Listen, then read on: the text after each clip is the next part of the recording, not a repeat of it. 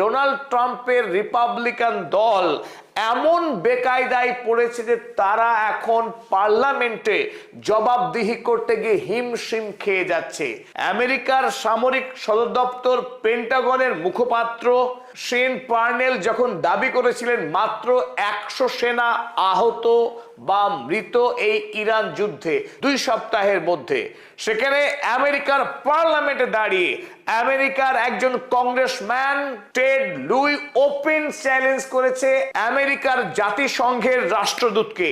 কোন ভিত্তিতে সে জানিয়েছে যে মাত্র 100 জন সেনা নিহত বা আহত, যখন টেড লুইয়ের হাতে নির্ভরযোগ্য তথ্য রয়েছে যে 482 জন সেনা ইতিমধ্যেই মাত্র 14 দিনের যুদ্ধে কুপঘাত। কিন্তু এরপরেই আমেরিকার সংবাদ সংস্থা অ্যাসোসিয়েটেড প্রেস জানিয়েছে আসলে মার্কিন সেনার সঠিক হতাহত